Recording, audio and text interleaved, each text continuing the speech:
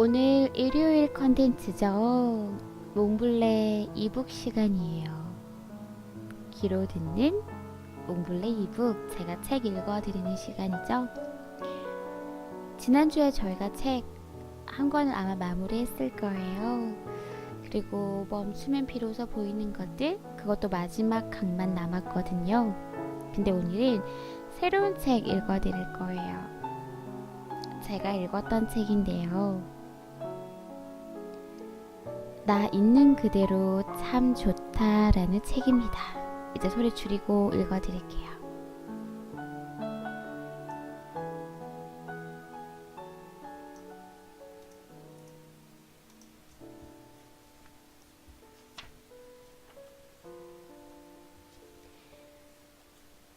첫 번째,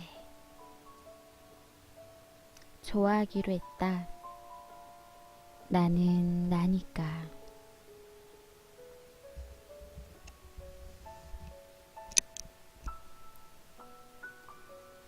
인간관계가 그리 넓지 않은 내 모습이 시시해 감추고 싶었던 적이 있었다.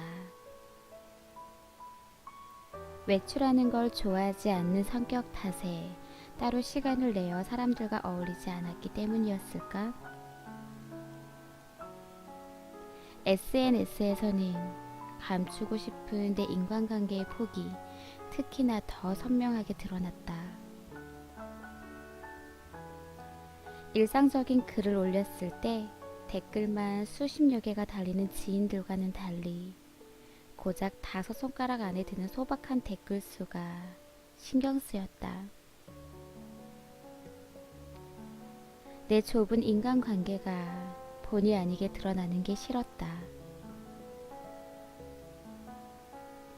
SNS만 접속하면 파티룸을 빌려 친구들과 생일 파티를 즐기는 사진부터 단짝 친구들과 해외여행에서 행복한 시간을 보내는 사진, 여러 활동에서 만난 다양한 사람들과 자기 개발 모임을 하는 사진 등 완벽하게 행복해 보이는 사진들이 쏟아졌다.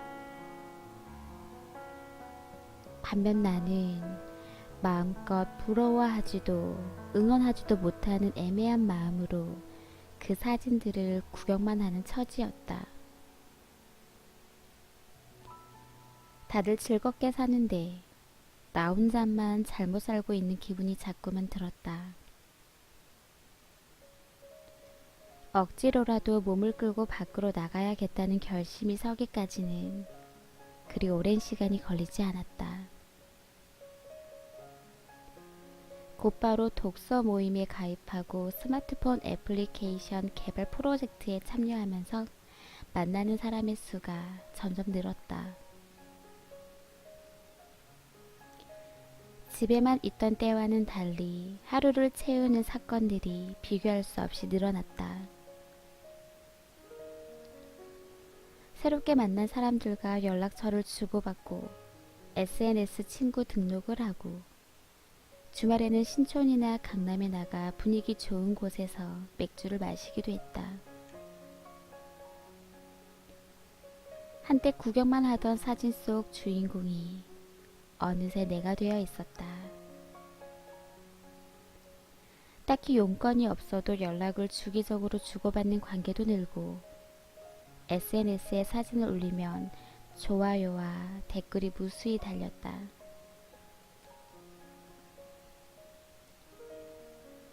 첫 한 달은 만족스러웠다.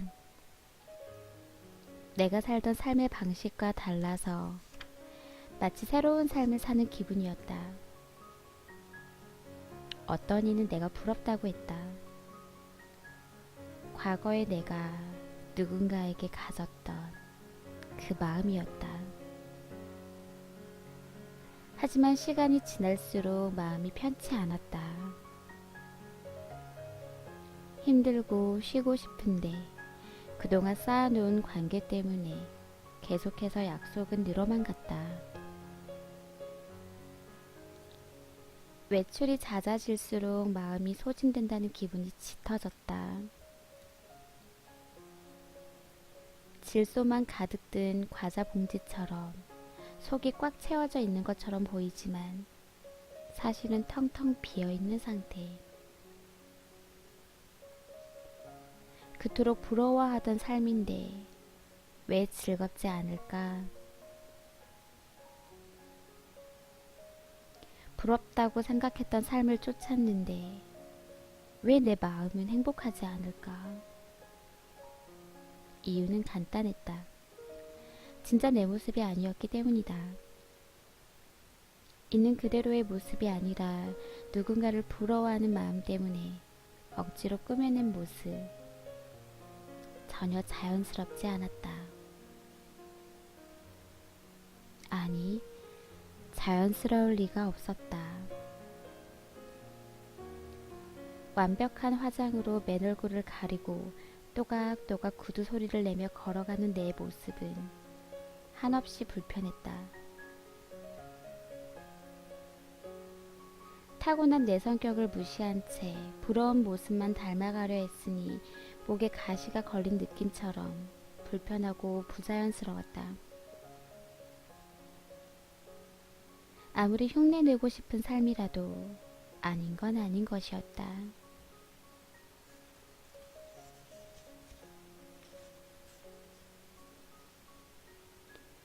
있는 그대로의 모습을 좋아하기로 했다.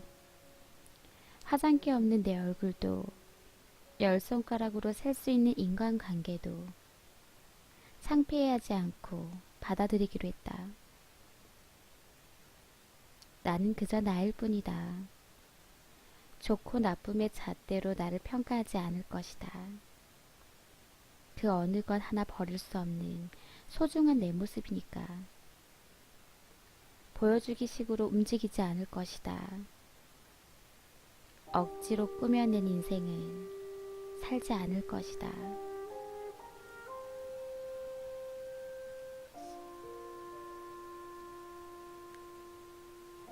모든 게 계단이었다. 하늘까지 오르려면 수많은 계단을 올라야 했고 그 계단을 누가 더 높이 올라가는지 시합을 해야 했다. 하늘은 너무나도 달콤해 보였으니까 별도 있고 달도 있고 구름도 태양도 있는 하늘. 모든 걸 가진 완벽한 이상향 같았다. 좋아 보였다. 나를 제외한 다른 사람들도 모두 하늘에 닿기를 탐내니 더 매력적으로 느껴졌다.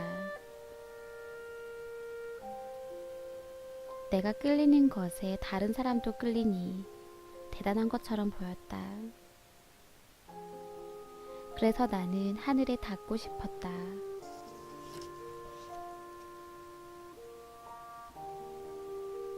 누구보다 높이 올라가려고 욕심을 내다가 알게 된 건 이 세상의 적은 남이 아니라 나 자신이라는 사실이었다. 빨리 일어나야 하는 나와 더 자고 싶은 나, 그만 먹어야 하는 나와 더 먹고 싶은 나, 공부해야 하는 나와 쉬고 싶은 나, 화를 내고 싶은 나와 참아야 하는 나, 그만두고 싶은 나와 버텨야 하는 나. 내가 싸워야 하는 상대는 남이 아니라 매 순간의 나였다. 이 승부에서 승리와 패배는 없었다. 내가 조금 더 나은 사람이 되느냐, 조금 더 못난 사람이 되느냐의 결정뿐이었다. 그래서 나는 때로는 더 나은 사람이 되기도 했고, 때로는 부족한 사람이 되기도 했다. 언제는 잘 해내다가 또 언제는 형편이 없어서 누군가는 나를 꽤 괜찮은 사람으로 기억할 테고 누군가는 못난 사람으로 기억할 것이다.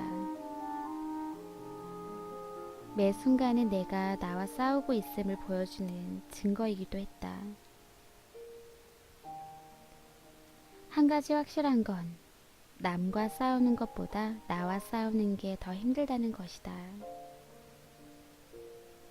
나는 나를 이길 수도 없고 그렇다고 질 수도 없기 때문이다. 눈앞에 편한 길을 선택하면 나중에 힘들어지고 지금 당장 힘든 길을 선택하면 지금 이 순간이 힘들다.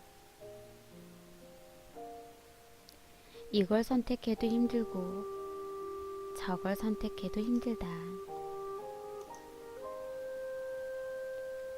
이보다 더 고약한 눈치 싸움은 없을 것이다. 그래서 인생은 늘 괴로움의 연속이었다. 매 순간 나와 싸우다 보니 한 가지 깨달은 점이 있다. 그토록 염원하던 하늘은 내 머리 위에 있는 것이 아니라 내 안에 있다는 것. 내가 하늘 속에 있다고 생각하며 하늘 속에 있는 것이고 내가 땅 속에 있다고 생각하며 땅 속에 있는 것이다. 내가 있는 곳은 누가 정해주는 것이 아니라 스스로 정하는 것. 결국 중요한 건 내 마음이었다. 나는 그것도 모르고 지금껏 머리를 치켜들고 있었다. 고개를 숙이고 마음을 보아야 했는데 엉뚱한 곳에 눈길을 주고 있었다.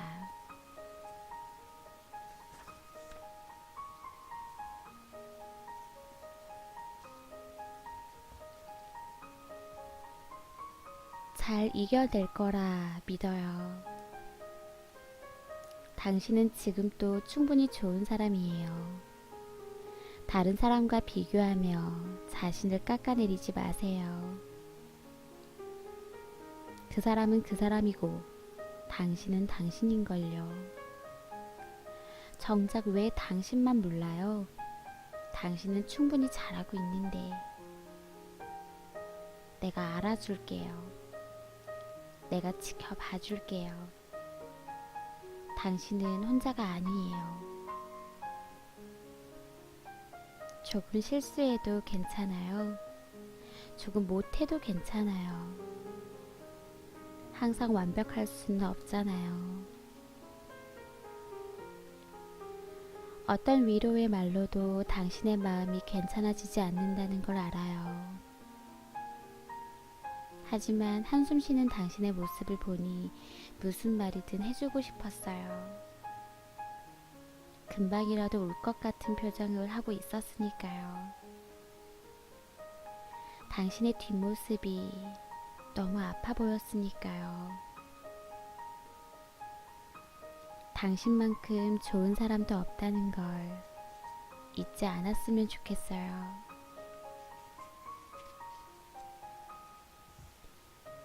나는 매일 잘 되고 있다. 누구에게나 불안한 시기가 있다.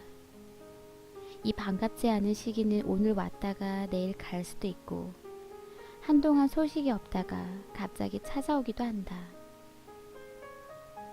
게다가 나이가 많고 적음을 가리지 않는다. 10대에는 10대의 불안이, 20대에는 20대의 불안이, 30대에는 30대의 불안이 있다. 심지어 팔순을 맞은 할머니에게도 찾아온다. 불안이라는 감정은 우리가 살아있는 동안 언제든 계속해서 찾아오는 친구 같은 존재이다. 불안의 시기가 찾아오면 나는 모순적인 사람이 된다. 쫓기듯이 사는 인생을 그만두고 싶다가도 힘들다고 여기에서 그만두면 나중에 후회할까봐 망설인다. 최선을 다하지 않아도 괜찮지 않을까 싶다가도 열심히 하지 않으면 남들보다 뒤처질까봐 두려워한다. 결국 밤새 했던 고민들이 해결되지 않은 채 원점으로 돌아온다.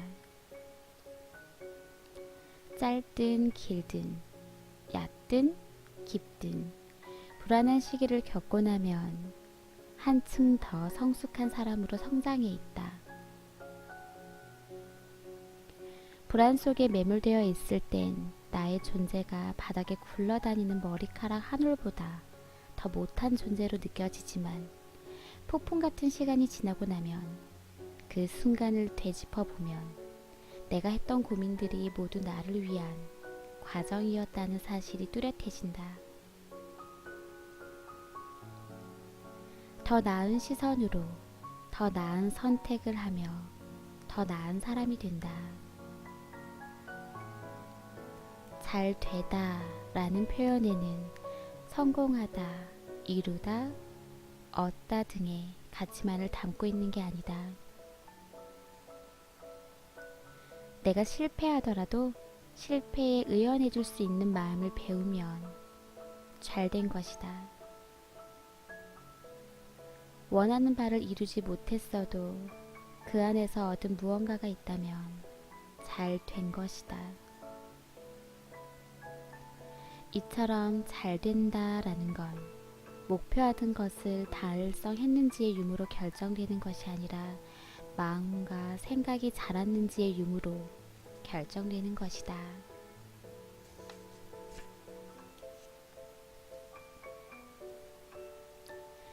내가 지금 잘하고 있는 건지 회의감이 들 때가 있다. 나도 나를 못 믿겠고 그 어디에도 의지할 수가 없어서 마음 곳곳에 미움이 가득 차는 순간들. 하지만 다른 사람은 몰라도 나만큼은 나를 미워해서는 안 된다. 힘을 내서 버텨야 하는 사람은 다른 누구도 아닌 바로 나니까. 나를 깎아내더라도 하나의 조각이 되어야지 바닥에 떨어진 조각 부스러기가 되어서는 안 된다. 사소한 일상이 모여 나를 성장시키는 것이다. 좋은 하루든 나쁜 하루든 겪어낸다는 것에 의미를 두자.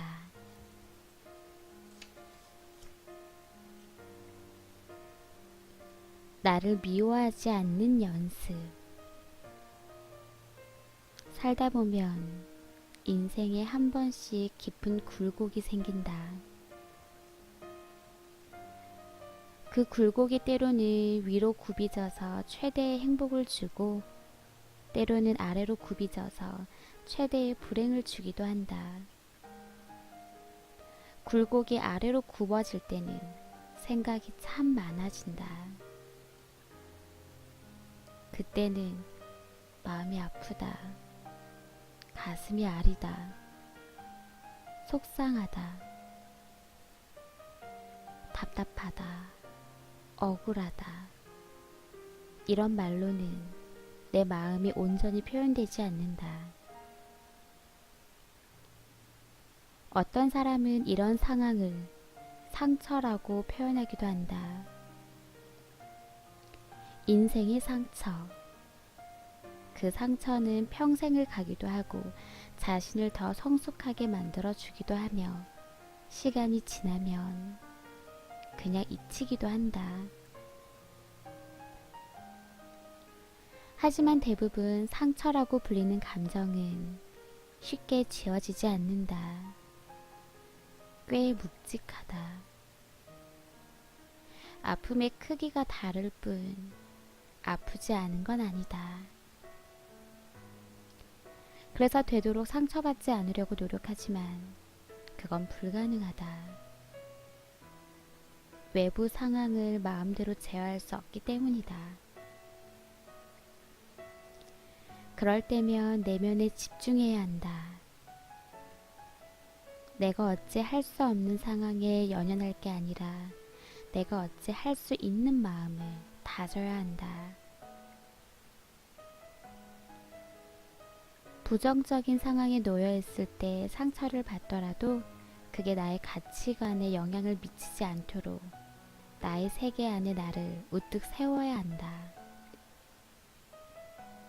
속상하고 억울하고 화나고 미쳐버릴 것 같아도 앞으로 나아가려는 내 걸음을 막아서지 못하게 해야 한다. 긍정적인 사람이 되라는 게 아니다. 그것은 그것대로, 이것은 이것대로 나누어 바라볼 줄 아는 사람이 되어야 한다는 의미이다.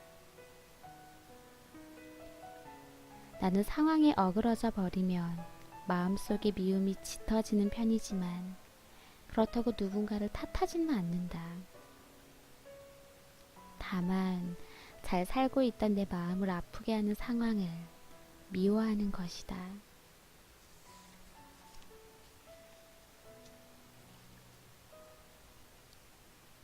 하지만 내 삶까지 미워하지는 않는다. 내 인생에 굴곡이 몇 번 있었지만 내 모습을 잃지 않을 수 있었던 건 나를 미워하지 않는 자세 때문이었다. 내가 나를 사랑해야 한다는 말이 어렵게 느껴진다면, 내가 나를 어떻게 사랑해야 하는지 모르겠다면, 내가 나를 미워하지 않는 연습부터 하자. 나를 탓하지 말고, 나를 못났다 생각하지 말고, 그냥 있는 그대로 받아들이는 연습. 그것부터 시작해보자. 누군가와 자꾸 비교하며 살다 보면 의도하지 않게 자존감이 낮아질 때가 있다. 내가 무엇을 하든 주변의 대상과 비교당할 때가 많아 무언가를 시작하는 것이 두렵기도 하다. 점수를 매겨달라고 부탁한 적이 없는데도 누구는 이랬고 누구는 저랬다는 말부터 나오니 시작하기가 꺼려진다. 그래서 내가 잘하는 것이나 좋아하는 것을 찾기보다 비교당하지 않을 수 있는 것부터 본능적으로 찾아낸다. 내가 주도적으로 선택해서 나아가는 삶이 아니라 버리고 남은 카드를 선택하는 삶을 살게 된다. 나는 빛나지 않는 사람이라고 생각했다. 나보다 안정된 삶을 사는 가족들, 나보다 활기차게 사는 친구들, 나보다 좋은 곳으로 이직한 직장 동료들까지 아무것도 이루지 못하고 집에서 컴퓨터만 하고 있는 내가 한심하게 느껴졌다. 참 우스운 생각이지만 나는 잘 될 줄 알았다. 하지만 나이를 먹을수록 남들보다 뒤처지고 있다는 게 느껴지니 불안해졌다. 이러다간 먼지보다 못한 존재가 될까봐 두려웠다. 이토록 불안한 마음을 버릴 수 있었던 건 아주 작은 생각의 전환 덕분이었다. 불을 끄고 침대에 누워 휴대폰을 켰는데 눈이 시릴 정도로 액정에서 환한 빛이 뿜어져 나왔다. 화면 밝기를 최대한 낮췄지만 그럼에도 내 눈을 피로하게 만들었다. 참 이상했다. 낮에는 화면 밝기를 최대로 밝게 사용해도 눈이 아프지 않았다.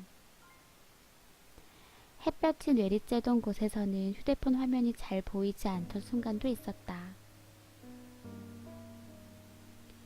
똑같은 휴대폰에 똑같은 밝기인데도 주변 상황에 따라 받아들이는 입장이 달라지는 것이었다.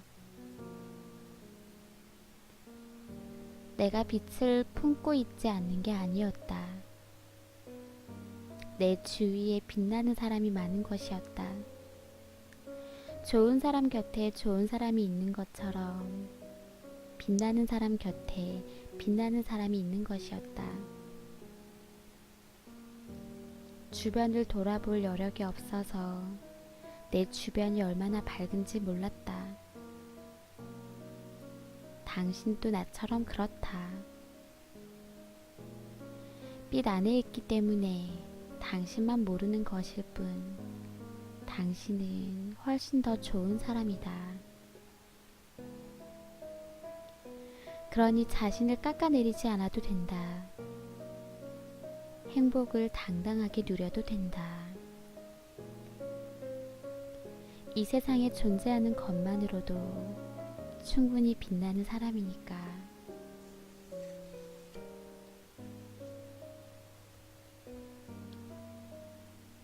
걱정이 많은 사람들은 안다. 걱정이 많은 게 얼마나 피곤한 일인지.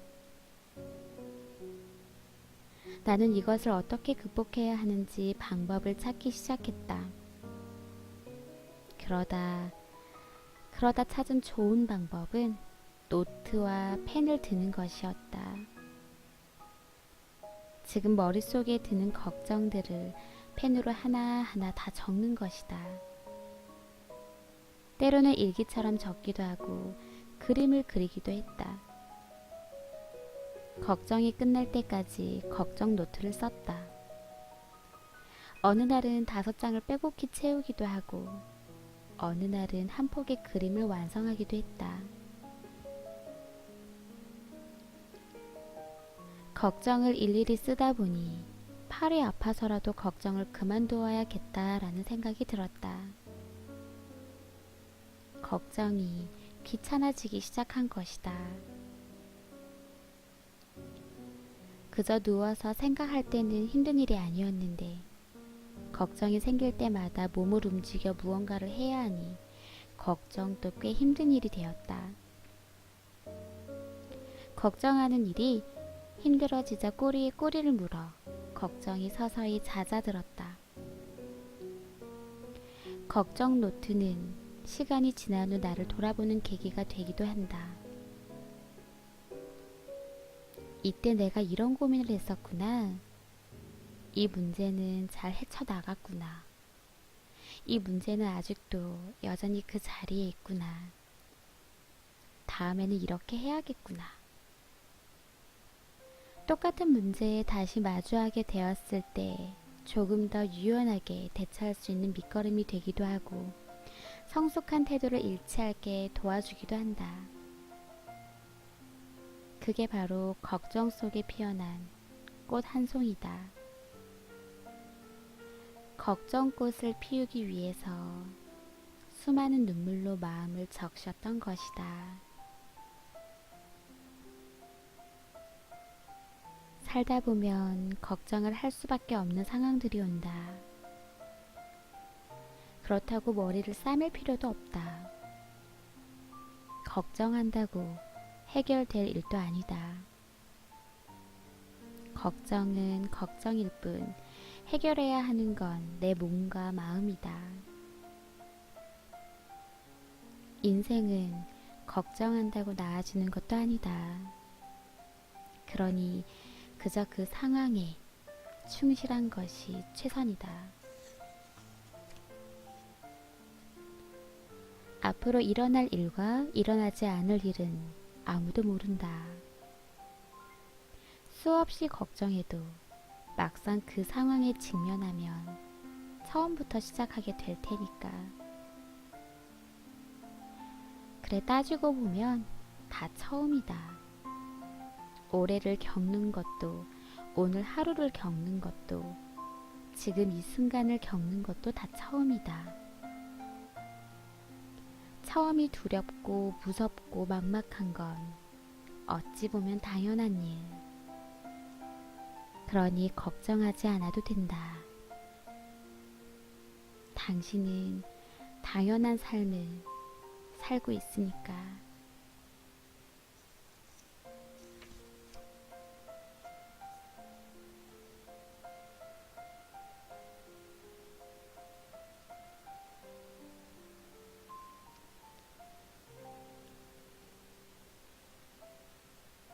나를 표현할 수 있는 형용사로는 예리하다라는 단어가 있다. 어떤 사람은 그것을 두고 예민하다라고 말하기도 하고 어떤 사람은 섬세하다라고 표현하기도 한다. 동료들과 함께 편집 일을 할 때였다. 사소한 것까지 놓치지 않고 아이디어 제안을 하는 나에게 누군가가 참 섬세하다며 칭찬을 한 적이 있다. 그 섬세함이 훗날 삶을 사는데 도움이 될 거라는 말과 함께. 하지만 또 다른 누군가는 같은 상황에서 너무 예민하다 라고 말했다. 그런 사소한 것까지 일일이 다 확인하면 쉽게 지치고 피곤해져 오래 일하지 못한다는 충고와 함께 한때 내 성격이 싫었던 적이 있었다. 내가 가진 날카로운 부분을 주위 사람들은 예민하다고 규정했다. 성격이 너무 예민하니 조금 무뎌질 필요가 있다는 말을 어릴 때부터 들어왔다. 예민하다라는 표현은 보통 부정적으로 사용되는 걸 알기에 나는 그런 내 모습을 고쳐야 한다고 생각했다. 왜 이렇게 예민하게 구니? 그냥 좀 넘어가자. 일부러 예민하게 굴고 싶어서 그런 게 아니었다. 그냥 그게 신경 쓰였을 뿐인데 마치 내가 나쁜 아이라도 된 것처럼 몰아붙였다. 그래서 나는 예민해 보이지 않기 위해 성격을 고쳐보려 애썼다. 10년이 넘는 시간 동안 아무리 애써도 예민하다고 규정되는 그 성격을 바꾸지는 못했다. 속이에 성과가 있다면 타인 앞에서 예민하게 비치지 않는 기술을 터득한 것이다.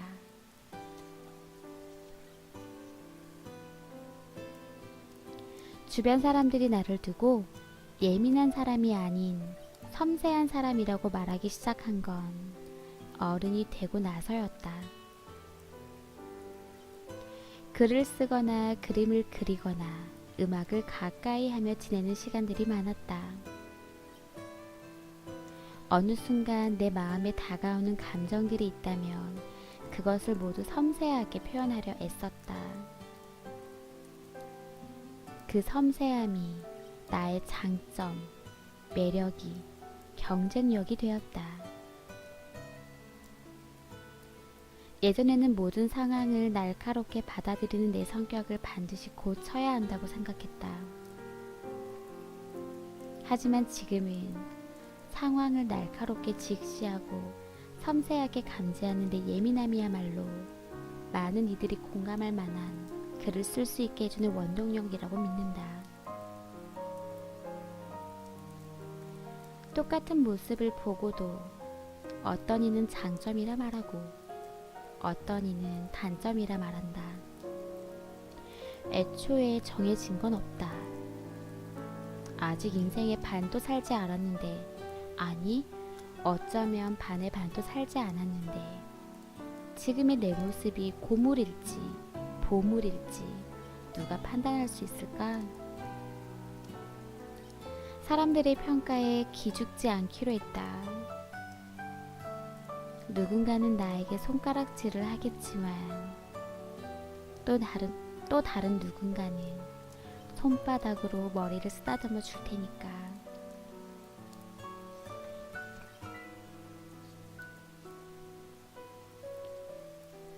실패가 두려울 때마다 생각한다.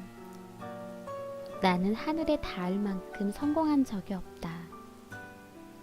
그러니 가늠할 수 없는 밑바닥으로 떨어지지도 않을 것이다. 실패를 한다 해도 땅 위를 걷다가 돌부리에 걸리고 흙탕물에 빠지는 정도일 뿐. 돌부리에 걸려 넘어지면 다시 일어서면 되고 흙탕물에 빠지면 깨끗한 물로 씻어내면 그만이다. 딱 그 정도의 실패이다. 그러니 도전 앞에 두려움을 느끼지 말자. 만에 하나 그 실패가 돌부리에 걸리고 흙탕물에 빠지는 정도가 아니라 다리가 부러지고 팔이 부러질 정도라면 나는 지금 시험받고 있는 중이라고 생각하자. 더 넓은 세상을 품을 자격이 있는지, 더 큰 영예를 누릴 자격이 있는지 세상이 나를 시험하고 있다 생각하자. 나에게 큰 행복을 주기 위해 힘든 시련을 주는 것이다. 그 행복을 맛보기 전까지는 절대 돌아서지 않을 것이다. 옥이라도 버텨보자. 혹시 알아? 등 뒤에 날개를 달아줄지.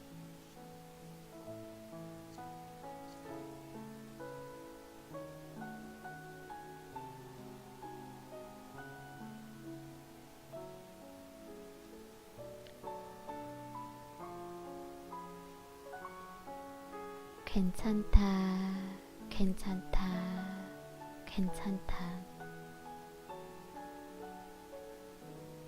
나는 괜찮다 병을 앓고 있었다. 무엇이든 괜찮다고 생각하려는 병.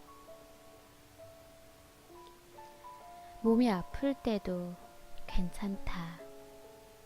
어떤 사람이 내 험담을 한다는 소식을 들었을 때도 괜찮다. 남자친구와 헤어졌을 때도 괜찮다.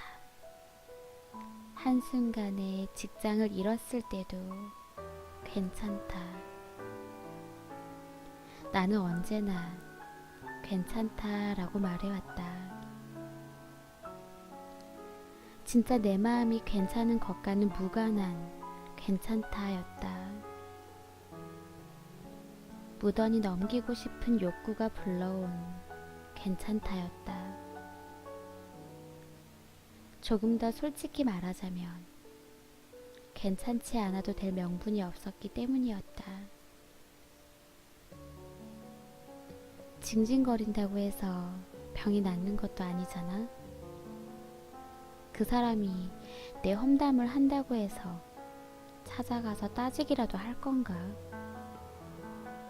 어차피 그 사람하고 다시 사귈 것도 아니잖아. 회사 대표를 찾아가서 따지기라도 할 건가? 그 어떤 물음에도 자신있게 대답할 수 없었다. 그래서 애써 괜찮다라고 생각했다.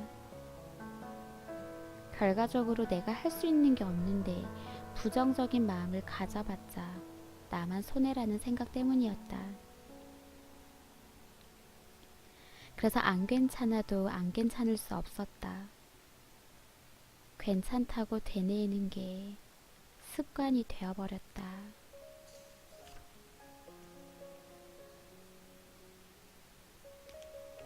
마음이 괴로울 때가 있다. 그럴 때면 나는 다른 누군가에게 의지하기보다 혼자 극복하려고 노력하는 편이었다. 연인이나 친구 혹은 술에 의지하지 않고 오로지 나 스스로 굳게 일어서려고 애썼다. 아무리 가까운 사이라고 해도 매일 앓는 소리만 한다면 그들도 나를 힘겨워할 테니까. 그래서 밝은 모습만 보여주고 즐거운 얘기만 나누려 애썼다. 누군가가 나에게 힘든 일 없어? 라고 물어보면 나는 늘 이렇게 대답했다. 네, 저는 괜찮습니다. 괜찮다는 아주 좋은 포장지였다. 아무리 어려운 상황에 놓여 있어도 내가 괜찮다라고 말하면 사람들은 더 이상 묻지 않았다. 무엇이 괜찮은지, 어떻게 괜찮은지, 왜 괜찮은지 궁금해하지 않았다. 괜찮으면 괜찮은가 보다 하며 넘어갔다. 어쩌면 그게 내가 바라던 바였는지도 모르겠다. 괜히 무거운 대화 주제를 꺼내어 분위기를 망치고 싶지 않았으니까. 그래서 어느 자리에서건 나는 늘 웃었다. 텅 빈 눈과 텅 빈 마음으로. 하지만 집에 돌아와서는 사정이 달랐다. 힘든 마음을 오롯이 혼자 쏟아내고 감당하려 했다. 엉엉 울거나 하루 종일 게임을 하거나 내내 잠만 자거나 그날 힘들었던 일들을 오롯이 혼자서 감당하기 위해 마음을 다잡았다. 처음부터 혼자는 아니었다. 언제부터인가 나 스스로 사람들에게 거리를 두려 했던 것 같다. 한때는 나도 누군가에게 마음을 털어놓거나 잠시 어깨에 기대어 보기도 했다. 하지만 나의 힘든 마음을 가볍게 여기는 사람들, 내 아픔을 함부로 떠들던 사람들, 그리고 어렵게 꺼냈던 내 아픈 이야기들이 여러 사람의 입에 오르내리며 하찮게 떠들던 경험들이 내 마음의 문을 닫게 만들었다. 아마도 그때부터였던 것 같다. 혼자가 편하겠다라는 생각이 들었던 순간이. 처음부터 혼자가 되고 싶지는 않았다. 하지만 뻔한 사람들에게 상처받느니 조금 쓸쓸한 편이 더 낫다고 되새겼다. 하지만 꿈속에서 얼굴조차 보이지 않는 존재에게 그리도 편하게 안겨있는 내 모습을 보고 말았다. 누군가에게 기대고 싶은 마음, 의지하고 싶은 마음, 아픔을 나누고 싶은 마음이 내 진심이었다는 것을. 하지만 그럴 수 없어서 애써 진심을 모른 척 감추어 왔다는 것을. 내 진심을 마주하는 게 괴로웠을 테니까.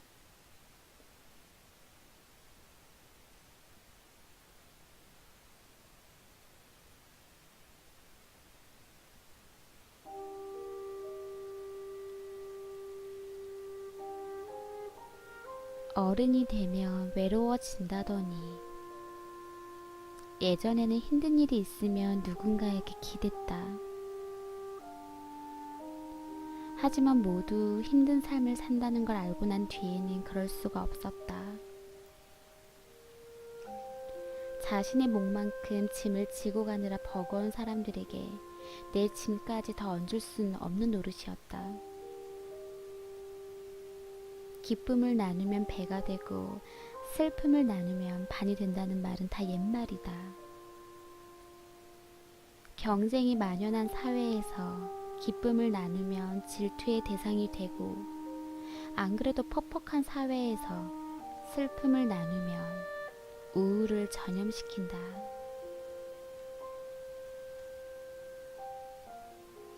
밥값만 하자. 참 쉬운 말인 줄 알았는데 겪어보니 세상에서 가장 어려운 말이었다. 자기 밥벌이를 하며 사는 일, 그 고단한 일. 나는 내가 어른이 되면 엄청난 일을 하며 살 줄 알았다. 우물 안에 있을 때에는 가끔씩 차오르는 빗물이 위기의 전부였고, 가라앉지 않으려고 발버둥치는 일만으로도 충분했다. 힘들었지만 고단하지는 않았다. 이 정도면 잘하고 있는 거라고 믿었고, 우물 밖으로 나가면 무엇이든 이룰 수 있을 것만 같았다. 하지만 정작 세상 밖으로 나왔을 때는 생존의 문제부터 해결하느라 급급했다. 외부로부터 나를 막아주는 우물벽은 더 이상 없었다. 능력이 없으면 따뜻한 방 한 칸도 얻을 수 없는 세상에서 나보다 더 강한 자들에게 먹히지 않기 위해 정신을 바로 차려야만 했다. 살짝만 삐끗해도 먹잇감이 되니까. 밥값을 하는 삶이 얼마나 고단한지는 겪어본 사람만 알 수 있다.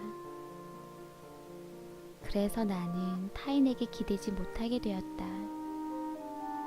내가 힘든 만큼 너도 힘들다는 걸 아니까.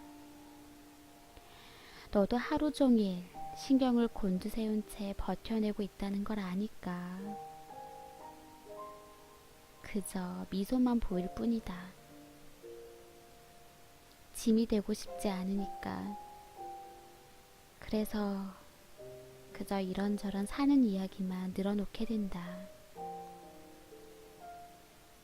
아무 없는, 아무 의미 없는 너스레만 떠는 것이다. 정작 하고 싶은 말은 마음속에 삼켜둔 채. 최근에 부쩍 외로움이 늘었다. 예전에는 가을에만 외로워했는데 요즘은 사계절이 다 외롭다. 외로움을 잘 타지 않던 내가 왜 갑자기 외로움을 타는지 그 이유를 몰랐는데 아마도 타인과 마음을 나누지 못해서 외로웠던 것 같다. 어디 가서 속 시원하게 털어놓고 싶다. 나 지금 너무 외롭다고. 힘들어서 미치기 직전이라고. 어른이 되면 외로워진다더니 그 외로움이 말 못하는 외로움이었나 보다.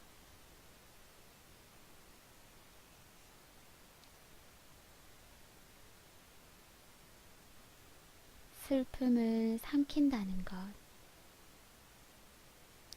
슬픔을 이겨내는 가장 효과적인 방법은 바로 기간을 정해두는 것이다. 슬픔이 찾아왔을 때 모르는 척도 해봤고 애써 씩씩한 척도 해봤지만 소용이 없었다. 슬픔을 외면하면 당장은 효과를 볼 수 있지만 언젠가는 묵혀두었던 슬픔이 예상하지 못한 방식으로 터져나왔다. 슬픔을 모르는 척 했을 때 자꾸만 우울의 늪으로 빠져들어갔다. 겉으로 보기에는 분명 괜찮아 보여도 웃어도 웃는 게 아니었다. 내 감정이 오히려 더 모호해져서 우울해졌다. 슬프지만 씩씩한 척 할 때에는 남들 앞에서는 괜찮다가 혼자 남겨지면 슬픔이 배가 되었다. 슬픔을 외면하면 더 힘들어진다는 사실을 깨닫고 슬픔을 피하지 않기로 했다. 그런데 그건 나름대로 부작용이 있었다.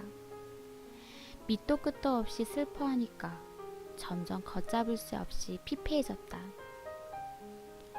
지금 시간이 흐르고 있는지 달력이 넘어가고 있는지 계절이 바뀌고 있는지 세월에 무감각해졌다. 이대로는 내 삶이 위태로워지겠다라는 생각이 들었다. 이런저런 과정을 두고 겪고 나서야 찾은 것이 바로 이 방법이었다. 기간을 정해두고 슬퍼하는 것. 일주일이면 일주일, 한 달이면 한 달. 딱 그때까지만 온전히 슬퍼하고 그날 이후로는 일상으로 다시 돌아오는 것이다. 어찌 보면 나 자신과의 약속이다. 약속을 하는 것도 약속을 지켜내는 것도 모두 나의 몫. 물론 오차 범위는 조금씩 생긴다. 한 달만 슬퍼하자 했지만 마음대로 되지 않아 예상보다 더 오래 슬퍼할 때도 있다. 하지만 그런 경우도 맞다. 내가 한 달만 슬퍼하기로 했는데 벌써 한 달이 넘었네 라는 생각이 비상벨처럼 울린다. 그러면 슬픔도 차차 나아진다. 사람들은 슬픔을 동여매고 사는 것 같다. 머리끝까지 쌓여있는 슬픔을 토해내지 않는다. 나는 그게 참 걱정이다. 사람은 다양한 감정을 느끼며 살아야 하는데 슬픔은 안 좋은 것이라는 부정적인 인식 때문에 좀처럼 슬픔을 표현하지 않는다. 어떤 일에 즐거워하는 것만큼 어떤 일에 슬퍼하는 것에도 관대해질 필요가 있다. 이 세상에 의미 없는 감정은 없다. 슬픔은 안 좋은 것이 아니다. 살다 보면 이런 일 저런 일 다 겪어야 한다는 것을 압니다. 지금껏 제가 겪은 일들은 어쩌면 작은 일인지도 모르죠. 더 큰 어려움이 찾아올 수도 있다는 것도 압니다.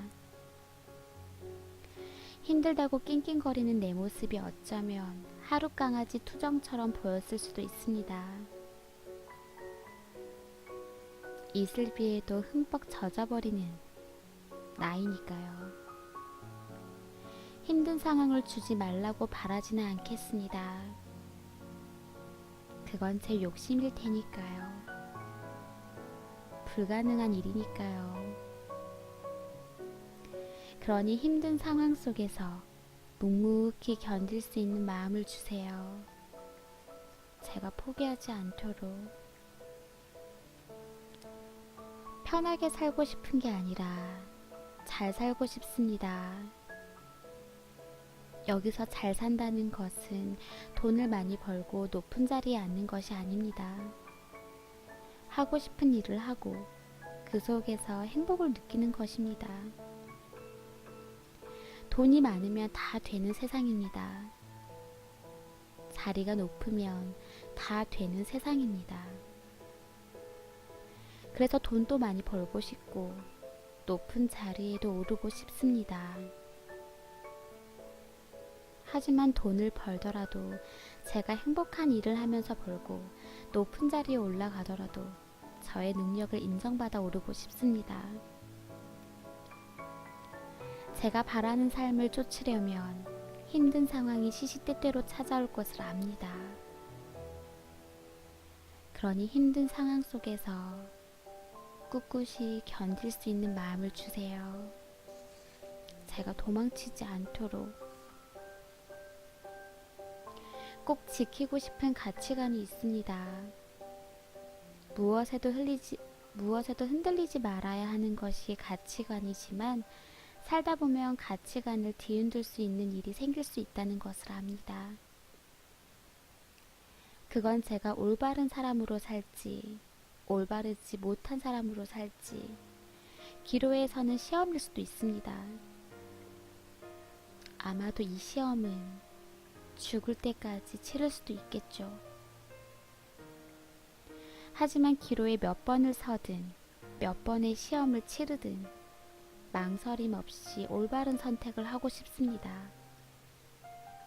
올바른 것과 올바르지 않은 것을 구분하지 못하는 사람이 되고 싶지는 않습니다. 그러니 힘든 상황 속에서 의연히 견딜 수 있는 마음을 주세요. 제가 약해지지 않도록. 아무리 힘들더라도 견딜 수 있는 마음을 주세요. 어떤 상황이든 똑바로 마주할 수 있는 우직함을 주세요. 스스로를 괴롭히지 않게 해주세요. 부디.